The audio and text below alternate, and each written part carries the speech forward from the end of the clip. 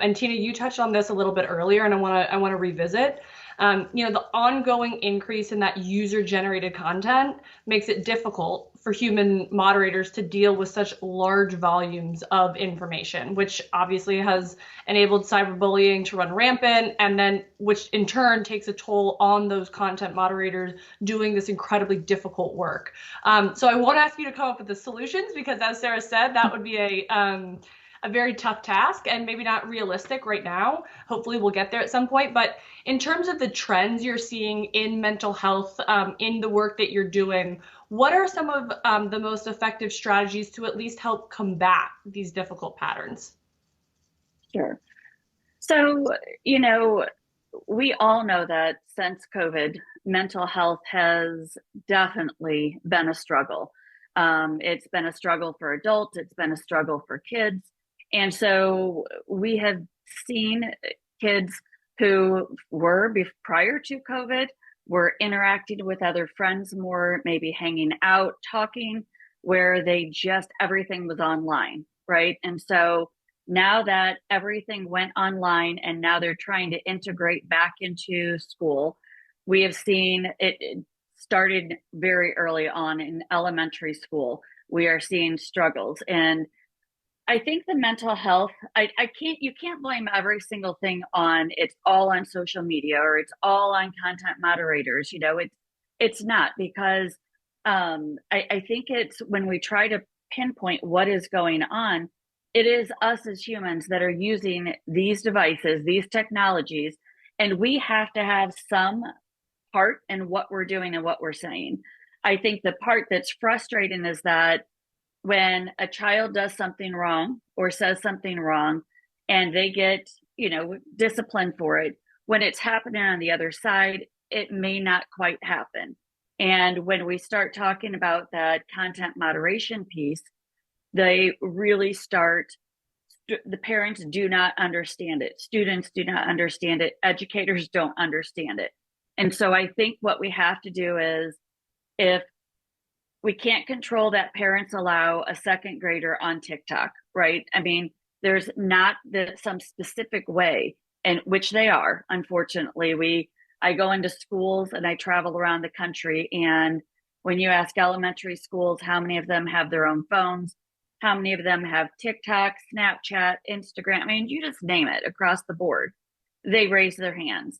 And even when I ask them how many of them sleep with their phones in their room at night, so it's an alarm, you will get quite a few elementary school kids that do. Now, I don't blame parents. I can't know what's going on in that household. What I do know, though, is that there is all of this information that is being pushed to these kids, and they are struggling with their self-worth. They're struggling with being included. They're struggling with body image, and certainly the concern with AI on top of all of the other words that are out there, just AI and the images and all of that.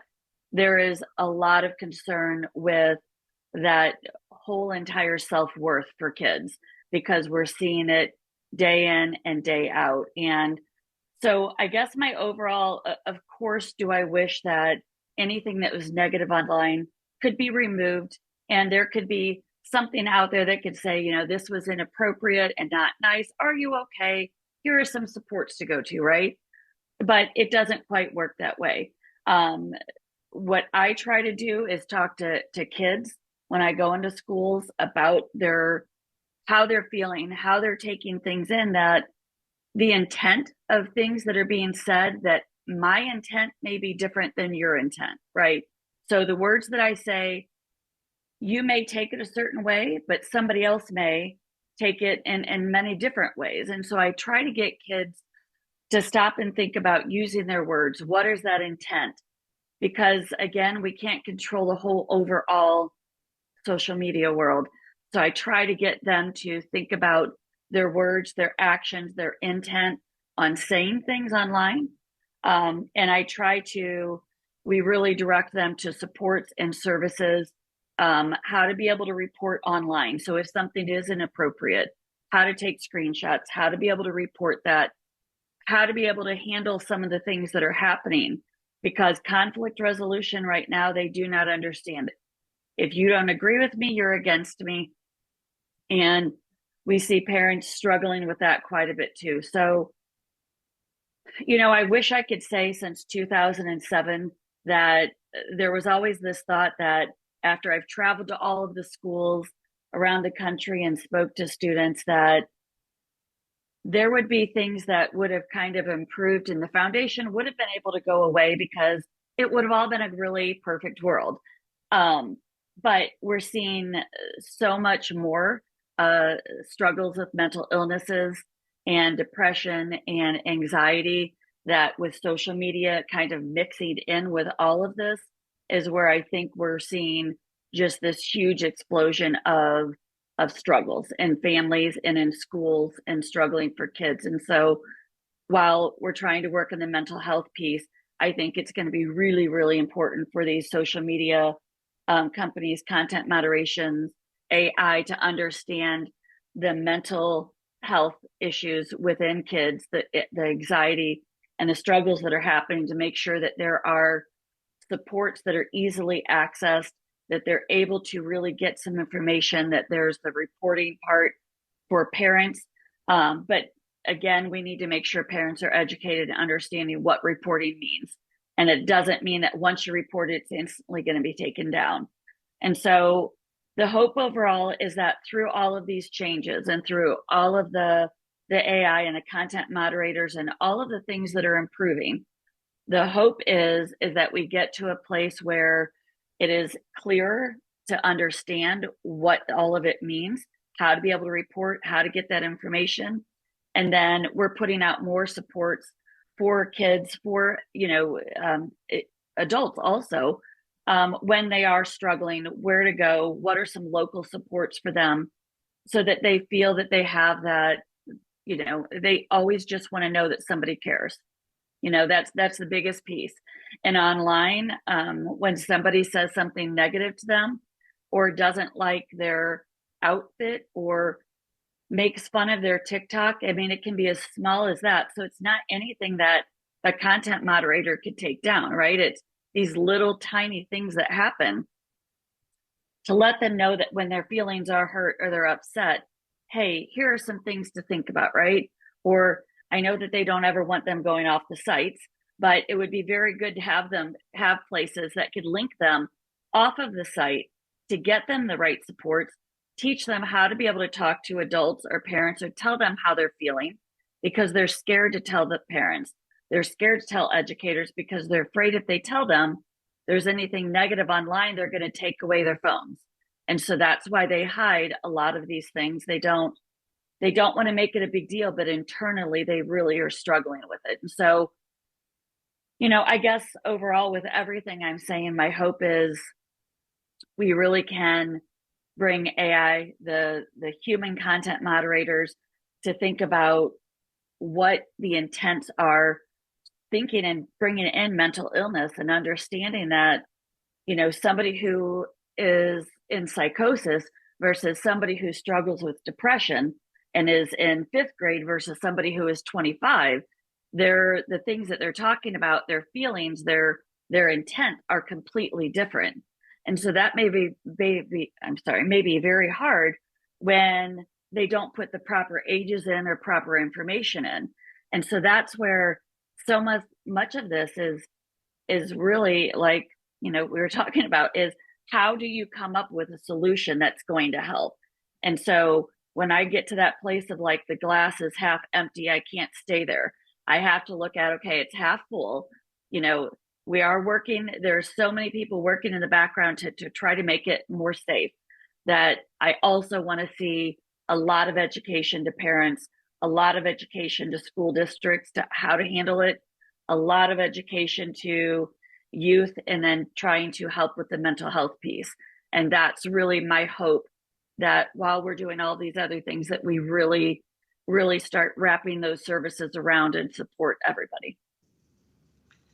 Yeah, thanks, Tina. I think you bring up some really good points about the nuances that content moderation poses and the challenges that inherently come along with it.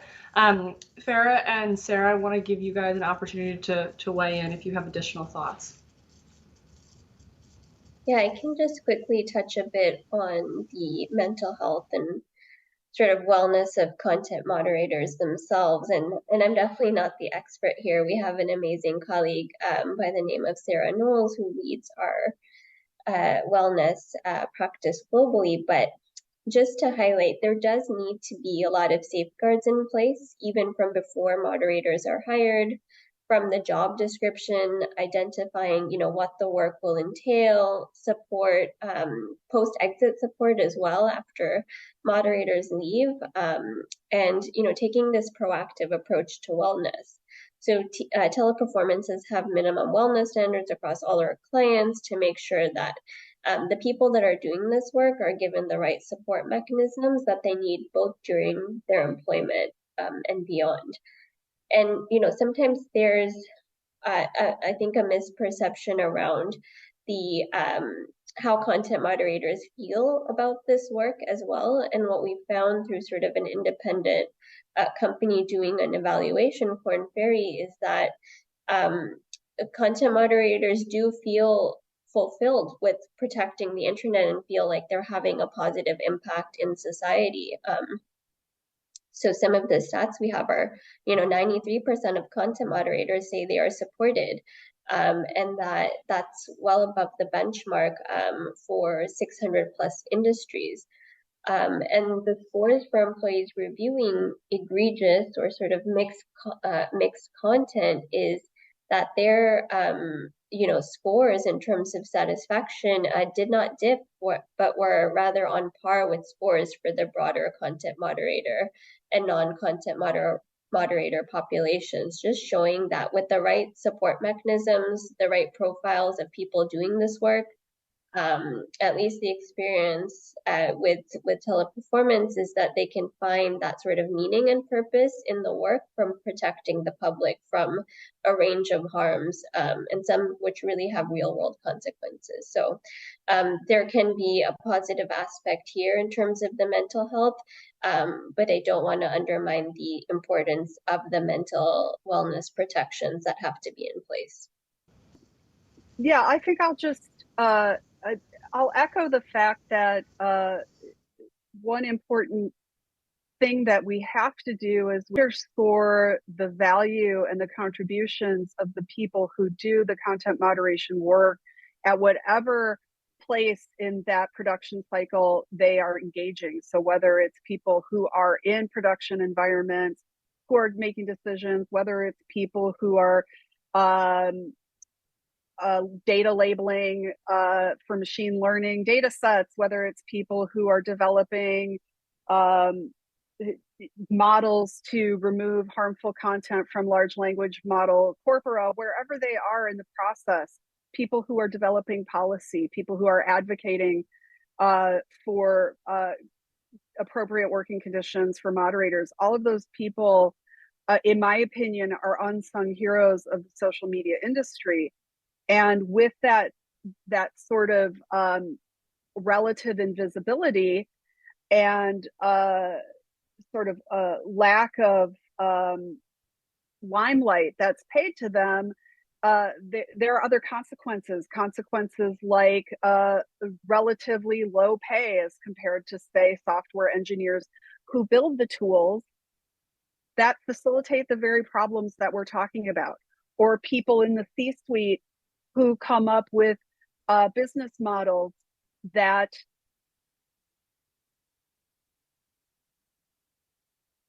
provide an impetus for, or encourage, or at least kind of tacitly make it okay for people to behave in the kinds of ways that we've indicated in this conversation.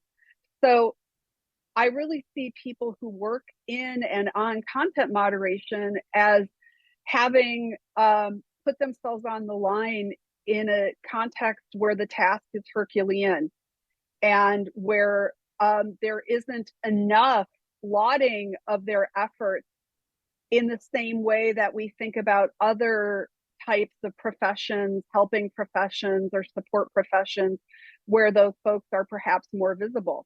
And I can tell you that no one who's had their material negatively adjudicated feels great about content moderators anyway.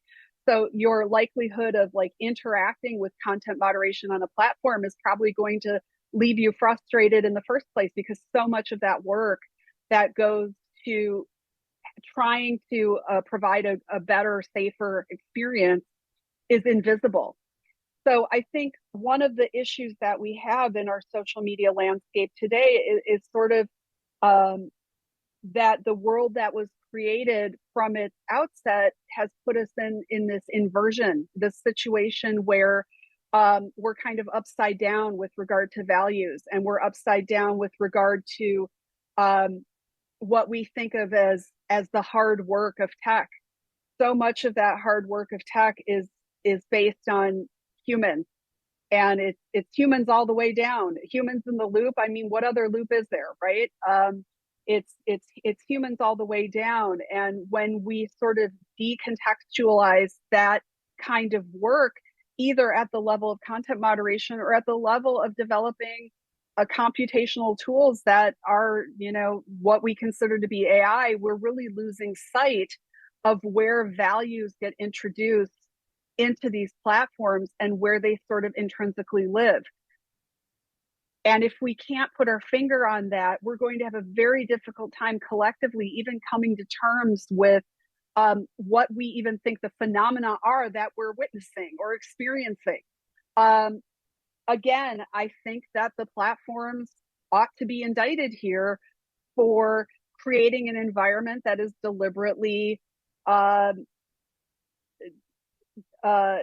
to shapeshift in this very way, so that it's hard to kind of get to grips with what they're really about. And when they're trying to be all things to all people and to provide, the widest possible array of experiences, including some of the very most negative ones that we can think of, then a lot of people are going to end up in harm's way.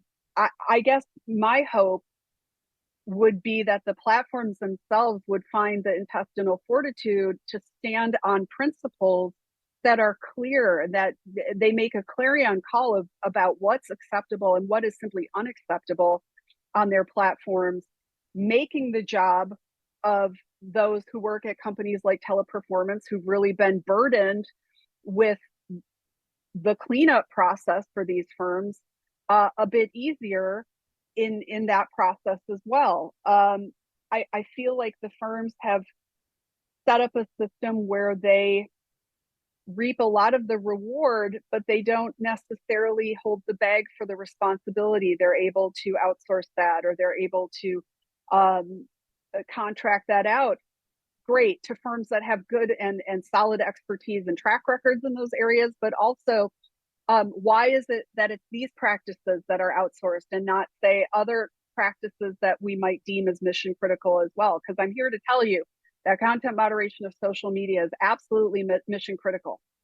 So why is it that we don't see it sort of wrapped into the core function of these businesses? Well, for one thing, it would easily double the workforce that they claim to have. And that's something that they're not eager to do. So there's a lot of politics, a lot of economics, and a lot of issues here that have been made vastly more difficult by the business model of social media. And yet, and still, it never seems that is on the table for questioning. It's sort of a foregone conclusion that we're going to continue in the same vein as we have. But these firms have really only existed, these products have only really existed kind of at best for 2 decades, give or take, right? That's not a long time. There's still a lot of room in these spaces to innovate. There's a lot of things that we can still learn and readjust, and we can take the feedback from these third-party firms that provide services like content moderation that ought to be fed back into the platforms themselves. I think that feedback loop is often broken or not utilized enough. Part of it is, again, scale and pace. There's not a will to maybe press the brake a little bit and slow things down. But for anybody who's listening out there who wants a hot tip from someone who never made in the stock market or whatever myself. I'm just a humble professor, but the slow food movement was a reaction to fast food, and people love that experience of farm to table and of understanding where the produce came from and who grew it and how it got to them to eat. I think we're ripe for a slow social media movement, more community oriented, smaller, where we understand principles and values, where we can identify those content moderators as members of the community as well, not sort of as like hidden actors behind the scene who aren't really supposed to impose on our experience. So, if anybody wants to develop that, I'd be thrilled to beta test and be a part of such a community. But I guess I'll just close by saying I'm grateful to everybody who spends any part of their life thinking about these issues and thinking about the welfare of others by taking on these tasks that are incredibly difficult and I think in many ways undervalued by the general public. And I'd love to see that profile raised, if nothing else, and for us to really understand how much of what we experience online is made better and made more palatable by the kind of work that we've talked about today, even though we have a long ways to go.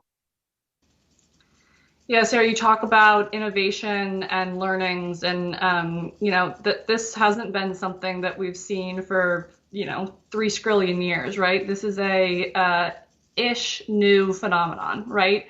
And so I do think that presents opportunities, and I do think that presents areas where we can find solutions, both near and long term. And so I'm curious, just for all of you, based on the conversation today, as it relates to content moderation and the digital space, what are those opportunities and solutions? Just one or two that you think, it's constantly in the forefront of your mind.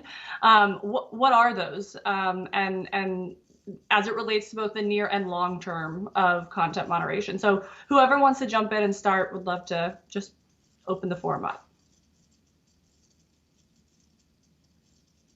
I'm happy to jump in here because I think there are a few solutions here and some are already in the works. So I think the first thing is, taking a more proactive approach to detecting harmful content and harms in general, right? And we're already seeing a bit of this through the technology and automation that we've been referring to, but there's also other methods to do this. And I'll give the example of a site called stopncii.org, which allows users to basically report an image that they're worried about, a nude image of themselves that they're worried about someone sharing, and sort of proactively report that so that platforms can actually block it from being posted. So these sort of non-consensual intimate images. And I don't think there's any reason why these sorts of proactive approaches couldn't be scaled in other areas. We're also seeing, a more focus on behaviors and accounts, signals that would allow companies to look at, again, being more proactive, looking at threat intelligence, and those sorts of, mechanisms to supplement content moderation and sort of rely less and less on user reports. Because I think Tina made a good point around, sometimes children are afraid to report, or maybe others do not know how to report. And so I think we really need to, look at ways to take the burden off the users themselves. I think Sarah made another great point that I just want to touch on around sort of the feedback loop, right, from the moderators to the policy development and back to the platforms. I think there's a really big opportunity there in terms of sharing the insights from the ground and from the moderation teams as to, ways that the policy can be improved and creating that closed feedback loop. We're seeing sometimes that policies get more and more prescriptive, and obviously there's a trade-off, right, between being able to enforce the policy, but giving the moderator the agency and sort of empowerment to really think about the spirit of the policy rather than the letter of it. So I think there's more to do on that front. And lastly, I think one other opportunity here is, again, around sort of the proactive approach, is sort of empathy-based counter-speech approaches that could help. And there's some recent research and evidence that that could be an opportunity to further look into. So I'll leave it at that. I think all of those the suggestions are phenomenal. And I believe that empathy training, any type of empathy models that we can integrate into the social media, the platforms for the content moderators to get out to all of the users, any of that is going to be crucial. I think the other piece is that while we're filtering all of this down from the policymakers into the content moderators and filtering it, I think the place where we also have to start getting some of that information is from the users, and that can be really hard, right? But getting the situations of what are happening is my hope, of why it happens and how it's happening and where is it going. Because sometimes when everybody's working at all of these different levels to try to fix something or make it better, we sometimes forget to go back to ground zero where it's happening every single day to be able to figure out what's happening in certain areas. And again, it is different within different communities. And so making sure that we're still touching base with those users at many different levels and different ages, so that we can really start to make sure that what we're doing moving forward is on pace with everything that's happening within the schools, within the communities. And so that I would love to be able to see. The other piece is knowing that content moderation is an extremely hard job. And they definitely are the unsung heroes with this, because they sometimes don't get to realize all of the things that they do help, to remove things off that platform that do not then cause so many more layers that are happening within relationships or within school friendships. And so while we at the foundation did a small little contracted work on doing some data sets years ago, it was extremely intense and it was extremely hard to day in and day out when we were doing that, to sometimes stop. You had to get up, walk away to be able to come back and really then have a clear head to do that. And so that's where they definitely need more supports. And so from the policymakers on down, I think that we need to make sure that every single step, my hope would be, is that every step that happens in this process is something that could be easily put out for schools to educate on, for parents to talk about and understand. That way, when we are teaching kids about this process, teaching educators and parents about it, they have these easier streamlined picture that they can see. So an infographic of how it's done and what each job is and how do we handle it. Sometimes when they understand that more, it does help as they're on social media or thinking about using their words or where it goes to escalate it. And so my goal would be to have more of that education in those pieces. And then again, to be able to make sure that we do hold social media, accounts responsible, making sure that they're understanding the real lives behind all of these, dollar signs that they get from all of the revenue and all of the ad revenue, making sure that they do see the content moderators, the users, all of the people that are a part of it, to really start thinking about putting restrictions, making sure that there are things that are protecting these kids and these families. And so I am so grateful to know that the two other colleagues are out there in the field working so hard to keep us all safe. And as a parent and a foundation that works with kids all over the country, I am just grateful to be a part of it. And I want to continue to see all of the safeguards we can put in place to be able to make sure it's a good environment to be on the internet. And we don't have to deal with all the negative and hurtful things. So thank you both for what you do. Well, I just say thank you to Tina for your efforts. I was just reflecting on the fact that I've spoken a couple times with parents who've lost their kids through cyberbullying, essentially, and really sorry, and I'm really grateful that you're out there intervening and advocating. And one thing about everyone who works on these issues is that there's a great deal of care and concern. I know that my time engaging with trust and safety folks at firms and at companies like Teleperformance and other firms that offer those services, they're people who are very close to these issues, and they are often fighting an internal battle within the social media companies themselves, trying to advocate on these issues, and they're up against other teams that might not even understand where they're coming from. So for a long time, it was a very kind of isolated part of a firm to be in, and they could be working with colleagues who didn't even really understand that part of the business. And I feel like we're in a moment where there was sort of a culling of trust and safety folks within firms in the past year and a half or so.